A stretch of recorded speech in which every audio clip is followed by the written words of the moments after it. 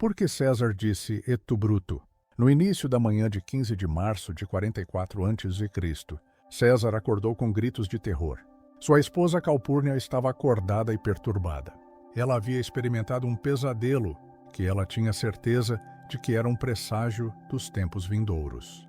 Em seu pesadelo, ela segurava o cadáver de seu amado César e estava coberta de sangue. César acalmou a esposa e os dois ficaram acordados conversando. César não estava se sentindo bem naquele dia. Talvez ele estivesse doente, talvez fosse uma falta de sono, ou talvez ele tivesse experimentado uma convulsão, uma deficiência ao longo da vida que ele sofreu. Independentemente disso, entre seus problemas de saúde e o mau presságio, ele escolheu ficar em casa naquele dia e pular a reunião do Senado. O que o Senado planejou? Nada de importante. Tal como o assassinato do general e político mais famoso de Roma de sempre. Notícias: César estava ficando em casa era ruim. Esta conspiração cresceu para incluir dezenas de homens e a notícia disso logo chegaria a César. Assim, um dos conspiradores, chamado Décimo, apareceu na casa de César e deixou-o saber que o Senado planejava votar para conceder a César o título de King, que ele estava livre para usar quando fora da própria Roma. Isso fez com que César se mexesse e, com um sinal sonoro, ele saiu para se encontrar com o Senado. A reunião é encerrada com César sentado na frente de Roma, como é costume para o líder do Senado. Um sinal é dado e os conspiradores se levantam e se aproximam de César de todas as direções, enquanto Lúcio Túlio Cimber começa a pedir em voz alta que César perdoe seu irmão, um pedido que havia sido negado anteriormente. César falou com os homens que se aproximavam, apreensivo. Ele negou o pedido e percebeu que Timber estava bem na sua frente. Timber então rasga a toga de César, a qual César diz, "Ista quidem vis est", que significa, "Por quê? Isso é violência", referenciando como era ilegal cometer um ato de violência no Senado. De repente, César sentiu uma dor aguda no ombro. Outro senador chamado Públio Servilio Casca estava atrás dele com a adaga na mão. Ele balançou para César por trás, mas errou, chutando apenas o ombro. César agarrou-o e os dois começaram a lutar. César grita, "Celerat Casca, quid facis", que significa Casca you bastard, ou Casca you villain. Por um tempo, César e Casca lutaram e, eventualmente, Casca gritou em grego, "Deut voi", o que significava "Me ajude, irmão". Seu irmão, outro senador chamado Caio Servilio Casca, avançou e esfaqueou César na lateral perto das costelas. César recua e é cortado no rosto por Cássio. Buciliano esfaqueou suas costas e Décimo cortou sua perna. Depois de tentar em vão revidar, César finalmente tropeça e cai, cercado por punhais. Bruto, filho de sua amante e homem que considerava filho, aproximou-se com uma adaga na mão. César olhou para Brutus, esse homem que ele amava tão profundamente, e disse suavemente, "Você também, meu filho." Brutus então o esfaqueou na virilha e César puxou sua toga sobre seu rosto, enquanto o resto dos conspiradores se aproximavam e continuavam a esfaqueá-lo, atingindo um total de 23, como todos sabemos. Uma autópsia feita em César, uma das primeiras registradas em toda a história, determinou que a segunda facada, a das costelas, foi o golpe mortal. César teria sangrado até a morte de qualquer maneira e provavelmente morreu, antes que todo o esfaqueamento parasse. A frase "et tu Brute" vem de Shakespeare, e não é uma citação histórica, mas não me incomoda. Estudei isso detalhadamente na escola e tenho cerca de 95% de certeza de que ele disse algo a Brutus naqueles momentos finais. Estou bem com as pessoas pensando que ele disse "et tu Bruto". Agora é importante mencionar por que Brutus. Quando Brutucci era jovem, seu pai brigou com Pompeu Magno e foi morto por Pompeu. A mãe de Brutus então começou a ver César. O que não era grande coisa, ela tinha sido uma boa esposa e deu filhos a Roma. Ela estava livre para fazer o que quer que fosse. César tornou-se uma figura paterna para o jovem Brutus, elevando a posição do menino, e os dois homens eram afetuosos um com o outro. Quando Bruto ficou do lado de Pompeu por causa de César, foi uma decisão muito difícil, mas ele sentiu que era seu dever como romano. Esta segunda traição teve que picar. Pior ainda, no testamento de César, afirmava que se Otaviano estivesse morto, o restante de sua vasta fortuna seria ir para Bruto. Isso fez com que as ações de Brutus parecessem imperdoáveis e levaria à sua fracassada guerra civil e ao suicídio pouco tempo depois. Ao longo do seu 16º ano, C. 85-84 AC, ele perdeu o pai.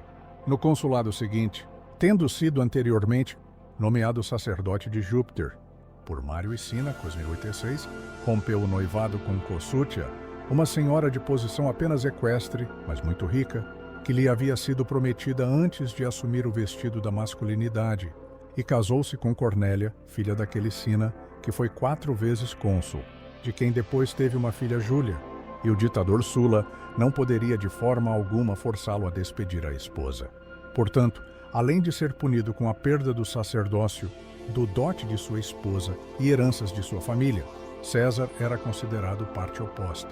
Ele foi, portanto, forçado a se esconder e, embora sofresse de um grave ataque de febre quartã, a mudar de um encoberto para outro, quase todas as noites, e a se salvar dos detetives de Sila por meio de subornos, mas, finalmente, através dos bons ofícios das virgens vestais e de seus parentes próximos, Mamercus Aemilius e Aurelius Cota, ele obteve perdão.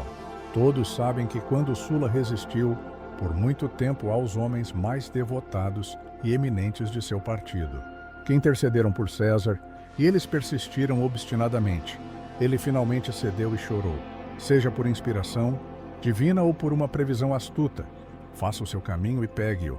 Apenas tenha em mente que o homem que você está tão ansioso para salvar um dia desferirá o golpe mortal na causa da aristocracia, que você se juntou a mim para defender, pois neste César há mais de um Mário II.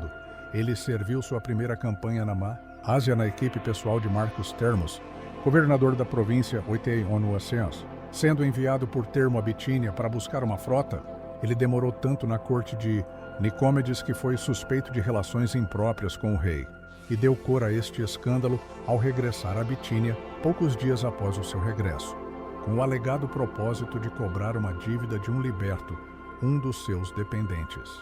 Durante o resto da campanha gozou de melhor reputação e, na tomada de Mitilene, 80 Arndt, Termo concedeu-lhe a coroa cívica, 1/3 de folhas de carvalho, concedido por salvar a vida de um concidadão, o mais alto prêmio militar do Estado romano.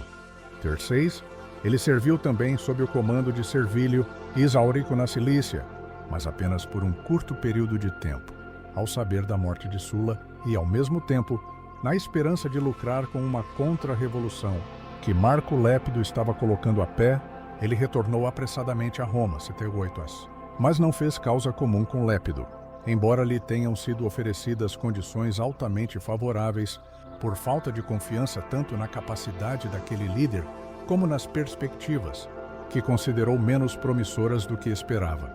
Quarto, então, depois que o distúrbio civil havia sido acalmado, ele apresentou uma acusação de extorsão contra Cornélius Dolabella, um ex-cônsul que havia sido homenageado com um triunfo. Júlio César, um dos maiores líderes da história, quase teve sua carreira encerrada antes mesmo de começar. Vocês sabiam que ele escapou por pouco de ser executado aos 18 anos? Nossa, isso é incrível! Como assim? O que aconteceu? Bem, tudo começou quando o ditador Sulla assumiu o poder em Roma. César, por suas conexões familiares, foi considerado um inimigo do novo regime. Ele se viu forçado a fugir para salvar sua própria vida. Uau, que situação tensa! E como ele conseguiu escapar? Foi uma combinação de astúcia, sorte e, bem, um pouco de suborno.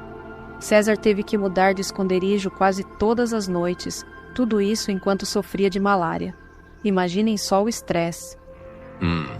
Parece que desde jovem César já mostrava a resiliência que o tornaria famoso. Mas como ele conseguiu sair dessa situação? Aí é que está o interessante. Foram as virgens vestais e alguns parentes influentes que intercederam por ele junto a Sulla. E, surpreendentemente, Sulla cedeu. As virgens vestais? Elas deviam ter uma influência aí tanto na sociedade romana, não é? Com certeza.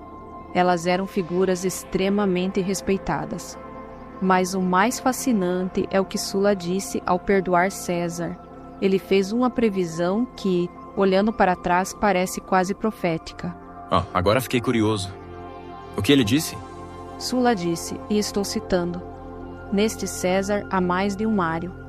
Mário era o antigo rival de Sulla, que ele havia derrotado para chegar ao poder. Essencialmente, Sulla estava prevendo que César seria uma ameaça ainda maior ao sistema que ele defendia.